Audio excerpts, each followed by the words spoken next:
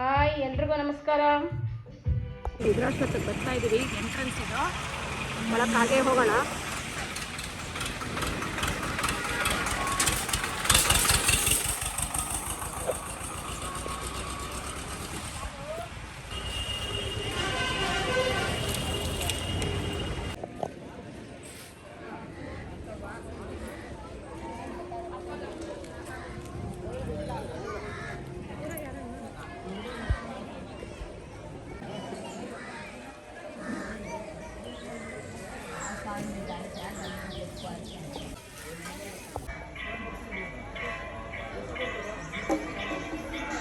ಇದು ನೋಡಿ ವಿದ್ರಾಶ್ವತ್ಥ. ಇಲ್ಲೆಲ್ಲ ನಾಗರಕಲ್ಲುಗಳನ್ನು ಪ್ರತಿಷ್ಠಾಪನೆ ಮಾಡಿದ್ದಾರೆ. ಬೇಕಾದಷ್ಟಿದೆ ನಾಗಪ್ಪ ಕಲ್ಲುಗಳು.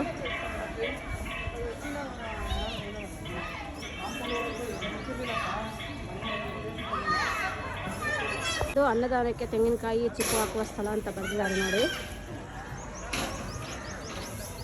ಇಲ್ಲಿ ತೆಂಗಿನಕಾಯಿ ಹೊಡೆಯುವ ಸ್ಥಳ. ಈ ಕಡೆ ಬಂದು ನೋಡಿದ್ರೆ ತುಂಬ ನಾಗರಕಲ್ಲುಗಳನ್ನು ಪ್ರತಿಷ್ಠಾಪನೆ ಮಾಡಿರೋದಿದೆ. ಇದೆಲ್ಲ ಅದೇನೆ ನೋಡಿ, ಇಷ್ಟೊಂದು ಕಲ್ಲುಗಳಿದೆ. ಇದೆಲ್ಲ ಕ್ಲೀನ್ ಮಾಡ್ತಾ ಇದ್ದಾರೆ.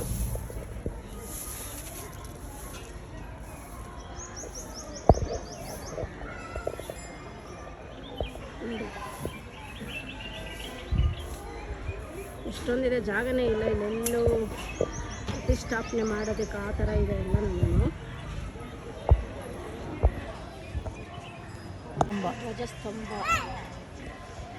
ನೋಡಿ ಹೇಗಿದೆ. ಅಲ್ಲಿಂದ ಬಂದು ಈ ಕಡೆನೂ ನಾಗರ ಪ್ರತಿಷ್ಠಾಪನೆ ಮಾಡಿದ್ದಾರೆ.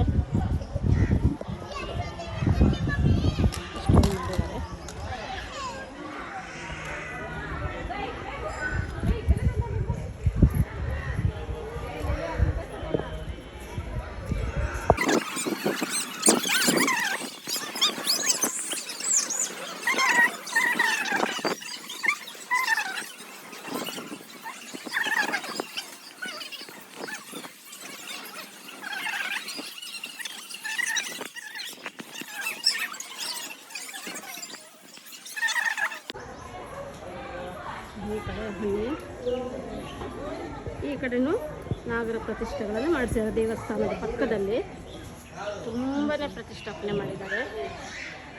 ಮಕ್ಕಳಿಲ್ಲದೆ ಹರಿಸ್ಕೊಳ್ಳೋ ಥರ ಹರಿಸ್ಕೊಂಡು ಪೂಜೆ ಮಾಡ್ತಾರೆ, ಮತ್ತು ಪ್ರತಿಷ್ಠಾಪನೆಯನ್ನು ಮಾಡ್ತಾರೆ. ಮದುವೆ ಆಗದಿರೋರಿಗೆ ಗಂಡು ಬೇಕು ಸಿಗಲಿ ಹೆಣ್ಣು ಬೇಕು ಸಿಗಲಿ ಅಂತ ಅದಕ್ಕೂ ಪ್ರತಿಷ್ಠಾಪನೆಗಳನ್ನು ಮಾಡ್ತಾರೆ. ಇಲ್ಲೆಲ್ಲ ಹೇಗಿದೆ, ಅದಕ್ಕೆ ವಿದ್ರಾಶ್ವತ್ಥ ಅಂತ ಕರೀತಾರೆ ಇದನ್ನು. ತುಂಬ ಕೋತಿಗಳ ಕಾಟ ಜಾಸ್ತಿ ಇದೆ ನೋಡಿ. ಏನೋ ಬಾಳೆಹಣ್ಣು ಕಿತ್ಕೊಂಡು ಬಂದು ತಿಂತಾ ಇದೆ ಮಂಕಿ. ತುಂಬ ಇದೆ ಕೋತಿಗಳು ನೋಡಿ. ಎಲ್ಲೆಲ್ಲೂ ಕೋತಿಗಳ ಸಾಮ್ರಾಜ್ಯ. ಇಲ್ಲೆಲ್ಲ ಹಣ್ಣೇನು ಕೈನಲ್ಲಿ ಎತ್ಕೊಂಡು ಹೋಗಾಗಿಲ್ಲ, ಹಾಗೆ ಕಿತ್ಕೊಂಡು ಹೋಗುತ್ತೆ. ಹನುಮಂತ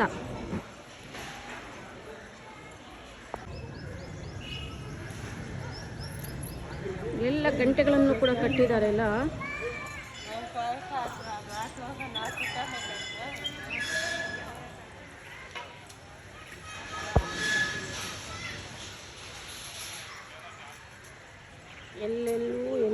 ಎಲ್ಲೆಲ್ಲೂ ನಾಗರಕಲ್ಲುಗಳೇ. ದೇವಸ್ಥಾನದ ಸುತ್ತಲೂ ಇದೆ ನಾಗರಕಲ್ಲುಗಳು.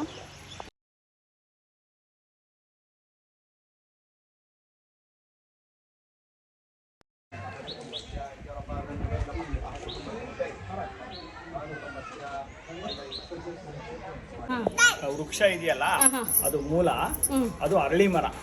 ಅದನ್ನ ಸಂಸ್ಕೃತದಲ್ಲಿ ಅಶ್ವತ್ಥ ವೃಕ್ಷ ಅಂತಾರೆ. ಅದನ್ನ ಮಹಾಭಾರತ ಕಾಲದಲ್ಲಿ ಮೈತ್ರೇಯ ಮಹಾಮುನಿಗಳು ಅನ್ನೋರು ಸ್ಥಾಪನೆ ಮಾಡಿದ್ದಾರೆ. ಅದನ್ನ ಮಹಾಭಾರತ ಕಾಲದಲ್ಲಿ ವಿದುರ ಕುರುಕ್ಷೇತ್ರ ಯುದ್ಧ ಆದಮೇಲೆ ಇಲ್ಲಿಗೆ ಬಂದು ಅದಕ್ಕೆ ಸೇವೆ ಮಾಡಿದ. ಆ ಕುರುಕ್ಷೇತ್ರ ಯುದ್ಧದಲ್ಲಿ ರಕ್ತಪಾತ ಅದೆಲ್ಲ ನೋಡಿ ಅವ್ರ ಮನಸ್ಸಿಗೆ ಬೇಜಾರಾಗಿ ಅದರ ನಿವಾರಣೆಗೋಸ್ಕರ ಇಲ್ಲಿ ಬಂದು ಆ ವೃಕ್ಷಕ್ಕೆ ಸೇವೆ ಮಾಡಿದ. ವಿದುರ ಸೇವೆ ಮಾಡಿರುವಂಥ ಅರಳಿ ಮರ ಇಲ್ಲಿರೋದ್ರಿಂದ ವಿದುರಾಶ್ವತ್ಥ ಅಂತ ಹೇಳ್ತೀವಿ. ಸೊ ಇಲ್ಲೆಲ್ಲ ನಾಗರ ಕಲ್ಲುಗಳು ಏತಕ್ಕೆ ಫೇಮಸ್ ಅಂದರೆ, ಇಲ್ಲಿ ಕೆಲವರಿಗೆ ಜಾತಕಗಳಲ್ಲಿ ನಾಗದೋಷ ಸರ್ಪದೋಷ ಇರುತ್ತೆ. ಅದರಿಂದ ಮುಖ್ಯವಾಗಿ ವಂಶಾಭಿವೃದ್ಧಿ, ಕಾಯಿಲೆ, ಆರೋಗ್ಯ ಸರಿ ಇಲ್ಲದೆ ಇರೋದು, ಆ ಥರ ತೊಂದರೆಗಳೆಲ್ಲ ಆಗುತ್ತೆ. ಅಂಥವ್ರು ಇಲ್ಲಿ ಬಂದು ಹರಕೆ ಮಾಡಿಕೊಂಡು ನಾಗರ ಕಲ್ಲು ಸ್ಥಾಪನೆ ಮಾಡ್ತಾರೆ. ಅವ್ರಿಗೆ ತುಂಬ ಜನಕ್ಕೆ ಅವರ ಪ್ರಾಬ್ಲಮ್ಸ್ ಎಲ್ಲ ಸಾಲ್ವ್ ಆಗಿ ದೇವರು ಒಳ್ಳೇದು ಮಾಡಿ. ಯಾರು ಇಲ್ಲಿ ವಿದುರಂತರ ಬಂದು ದೇವ್ರ ಸೇವೆ ಮಾಡ್ತಾರೋ ಅವರಿಗೆ ಮನಃಶಾಂತಿ ಕೊಟ್ಟು ಮೋಕ್ಷ ಕೊಡ್ತಾನೆ ದೇವರು ಅನ್ನೋದನ್ನು ಪ್ರತೀತಿ ನಮಗೆ. ನನ್ನ ಹೆಸರು ಮಂಜುನಾಥ್ ಸ್ವಾಮಿ ಅಂತ. ನನ್ನ ಫೋನ್ ನಂಬರ್ 9611008445. ನೋಡಿ ಇಷ್ಟರವರೆಗೂ ಶಾಸ್ತ್ರಿಗಳು ಎಲ್ಲ ಇದ್ರ ಬಗ್ಗೆ ಎಲ್ಲ ತಿಳಿಸ್ಕೊಟ್ಟಿದ್ದಾರೆ, ದೇವಸ್ಥಾನದ ಬಗ್ಗೆ ಎಲ್ಲನೂ. ಅವರಿಗೆ ತುಂಬ ಹೃದಯದ ಧನ್ಯವಾದಗಳನ್ನು ತಿಳಿಸೋಣ ಶಾಸ್ತ್ರಿಗಳಿಗೆ. ಹಾಗೆಯೇ ಇಲ್ಲಿ ಹೊಸ ಜೋಡಿ ಗಂಡು ಹೆಣ್ಣು ಬಂದಿದ್ದಾರೆ, ಅವರು ಕೂಡ ಈ ಪೂಜೆಗೆ ಬಂದಿದ್ದಾರೆ. ಇಲ್ಲಿ ತುಂಬ ಪವಿತ್ರವಾದಂತಹ ಸ್ಥಳ, ನೀವು ಒಮ್ಮೆ ಇಲ್ಲಿಗೆ ಭೇಟಿ ಕೊಡಿ. ಹಾಗೇನೇ ದೇವರ ದರ್ಶನವನ್ನು ಪಡೆಯಿರಿ. ತುಂಬ ಹೃದಯದಿಂದ ನಿಮಗೆ ಧನ್ಯವಾದಗಳನ್ನು ಅರ್ಪಿಸ್ತಾ ಇದ್ದೀನಿ ಶಾಸ್ತ್ರಿಗಳೇ. ನಮಸ್ಕಾರಗಳು.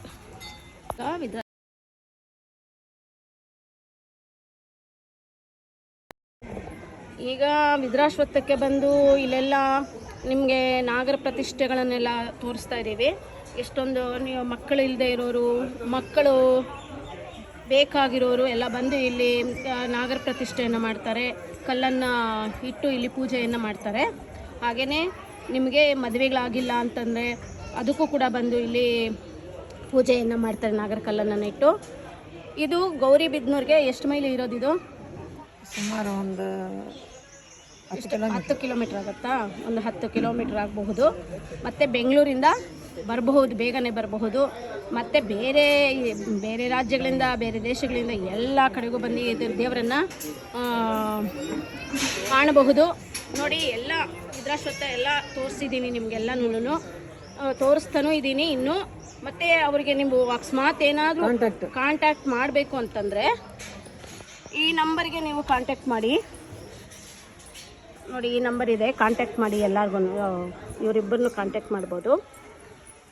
ಈ ನಂಬರನ್ನು ತಗೊಳ್ಳಿ. ಇವರನ್ನು ಕೇಳಿದ್ರೆ ಅವರೆಲ್ಲ ವಿಷಯಗಳನ್ನು, ದೇವರಿಗೆ ನೀವು ಏನೇನು ಮಾಡಬೇಕು, ಏನು ಪೂಜೆ ಸಲ್ಲಿಸಬೇಕು ಅನ್ನೋದನ್ನೆಲ್ಲ ಇವರು ಡೀಟೇಲಾಗಿ ಹೇಳ್ತಾರೆ. ನಿಮಗೆ ಏನಾದರೂ ನಾಗದೋಷ ಏನಾದರೂ ಇತ್ತು ಅಂತಂದ್ರೂ ನೀವು ನಾನು ನಂಬರ್ ಕೊಟ್ಟಿದ್ದೀನಲ್ಲ, ಅದಕ್ಕೆ ಕಾಂಟ್ಯಾಕ್ಟ್ ಮಾಡಿ. ಅವ್ರಿಗೆ ಏನೇನು ಪೂಜೆ ಮಾಡಬೇಕು ಅಂತ ಎಲ್ಲ ಹೇಳ್ತಾರೆ ಅವರು. ಇಲ್ಲಿ ದೋಷ ಪರಿಹಾರಕ್ಕೂ ಕೂಡ ನಿಮಗೆ ಪರಿಹಾರ ಇದೆ. ಅದಕ್ಕೋಸ್ಕರ ನೀವು ಬಂದು ಬೇಕಾದ್ರೆ ಇಲ್ಲಿ ಕೇಳಬಹುದು, ಇಲ್ಲಾಂದರೆ ಫೋನ್ನಲ್ಲಿ ಕಾಂಟ್ಯಾಕ್ಟನ್ನು ಮಾಡ್ಬೋದು. ನೋಡಿ, ಇಲ್ಲಿ ನಮ್ಮ ನೆಂಟರುಗಳು ಕೂಡ ಬಂದು ಇಲ್ಲಿ ಪ್ರತಿಷ್ಠಾಪನೆಯನ್ನು ಮಾಡಿದ್ದಾರೆ. ಇದನ್ನೆಲ್ಲ ನಾಗರ ಪ್ರತಿಷ್ಠೆಯನ್ನೆಲ್ಲ ಮಾಡಿದ್ದಾರೆ, ಕಲ್ಲೆಲ್ಲ ಮಾಡಿದ್ದಾರೆ.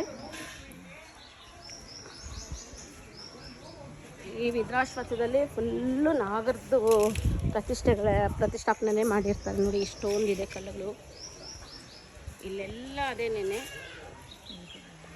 ಇದು ನವಗ್ರಹ ದೇವಸ್ಥಾನ. ಇಲ್ಲಿ ಹೋಮ ಎಲ್ಲ ಮಾಡ್ತಾರೆ, ಹಾಕಿದ್ದಾರೆ. ಇಲ್ಲಿಂದನೇ ತೋರಿಸ್ತಾ ಇದ್ದೀನಿ ನವಗ್ರಹಗಳನ್ನು.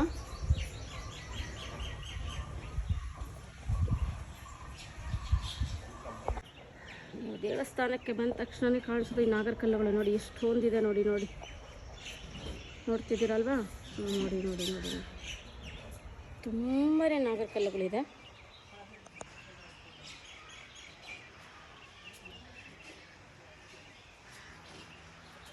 ಅದಕ್ಕೆ ಇದು ವಿದ್ರಾಶ್ವತ್ಥ ಅಂತ ಹೆಸರು ಬಂದಿದೆ. ನೋಡಿ,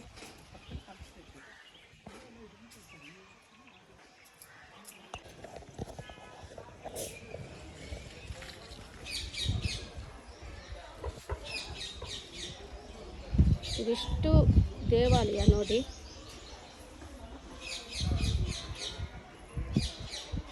ಎಲ್ಲ ಆ ಕಡೆ ಎಲ್ಲ ಸುತ್ತಲೂ ಅದನ್ನೇ ಮಾಡಿರೋದು, ಪ್ರತಿಷ್ಠಾಪನೆ ಮಾಡಿದ್ದಾರೆ.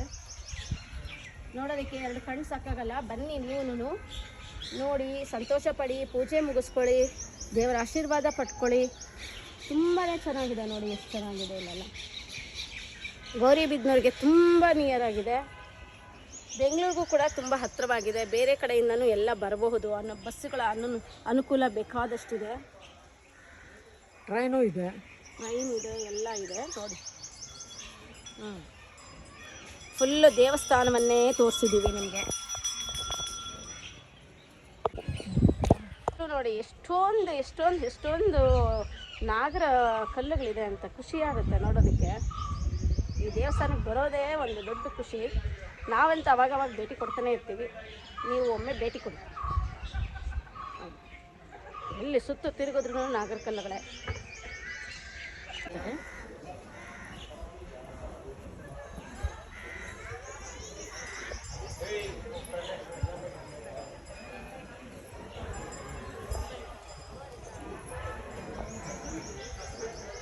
ದೇವಸ್ಥಾನ ಹಿಂದಿದೆ.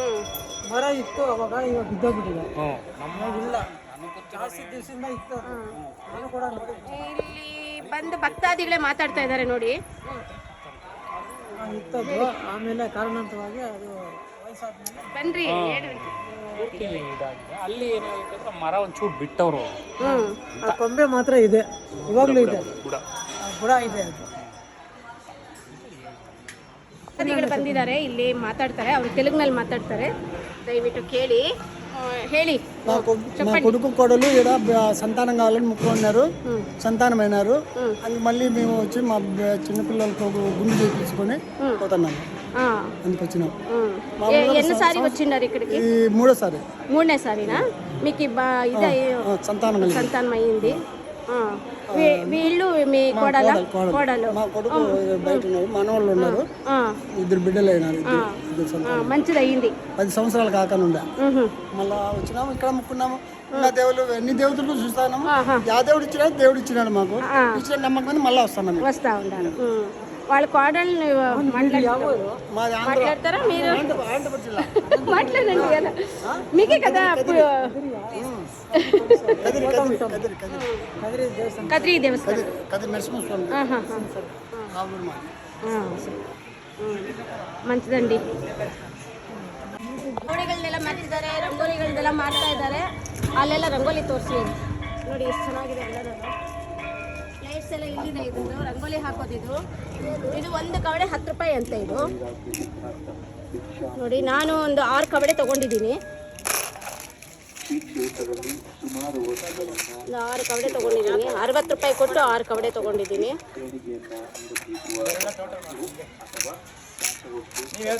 ತಗೊಂಡಿದ್ದೀರಾ? ಅಶ್ವತ್ಥಕ್ಕೆ ಬಂದು ಕವಡೆಯನ್ನೆಲ್ಲ ತೊಗೊಂಡಿದ್ದೀನಿ ನೋಡಿ. 6 ಕವಡೆ ತೊಗೊಂಡಿದ್ದೀನಿ ಇವಾಗ ಆಟ ಆಡೋದಕ್ಕೆ ಅಂತ, ಚಕ್ಕಾಬಾರ ಆಟ ಆಡೋದಕ್ಕೆ. ಇದು ನೋಡಿ, ಉತ್ತರ ಪಿನಾಕಿನಿ ನದಿ ಇಲ್ಲೇ ಹರಿಯೋದು ವಿದ್ರಾಶ್ವತ್ಥದಲ್ಲಿ. ಜೋರು ಮಳೆ ಬರುತ್ತಲ್ಲ, ಜಡಿ ಇಳಿಯುತ್ತಲ್ಲ, ಆವಾಗ ಇಲ್ಲಿ ನೀರು ತುಂಬುತ್ತೆ.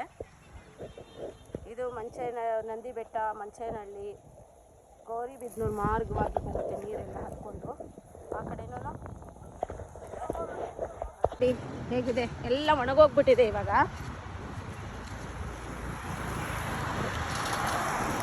ಇದೇ ಉತ್ತರ ಪಿನಾಕಿನಿ ನದಿ ನೋಡಿ.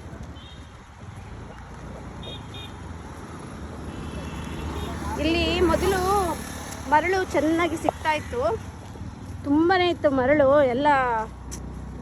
ಮನುಷ್ಯ ಹೇಳ್ತಾರಲ್ಲ, ಮನೆ ಕಟ್ಟೋದಕ್ಕೆ ಅದಕ್ಕೆ ಇದಕ್ಕೆಲ್ಲ ತೆಗೆದುಬಿಟ್ಟು ಇಷ್ಟ ಆಗೋಗಿದೆ, ಈ ಥರ ಆಗೋಗಿದೆ. ಈ ಸೈಡು 2 ಸೈಡೂ ಹರಿಯುತ್ತೆ. ಇದು ಮಧ್ಯ ರೋಡು. ಇದೆಲ್ಲ ಉತ್ತರ ಪಿನಾಕಿನಿ ನದಿನೇ, ವಿದ್ರಾಶ್ವತ್ಥದಲ್ಲಿ ಹರಿಯೋದು ನೀರಿಲ್ಲಿ.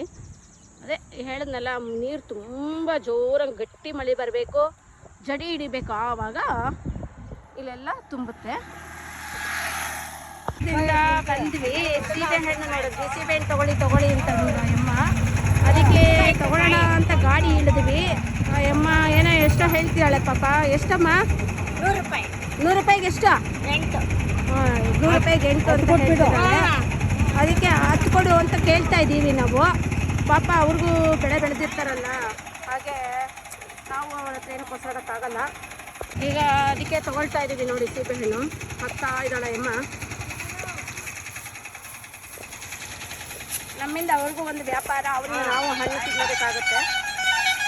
ಮೊದಲೇ ಸೀಬೆಹಣ್ಣು ಅಂದರೆ ಪಂಚಪ್ರಾಣ ತಿನ್ನೋದಕ್ಕೆ ನೋಡಿ. ಹಾಕ್ತಾ ಇದ್ದಾಳೆ ಅಮ್ಮ.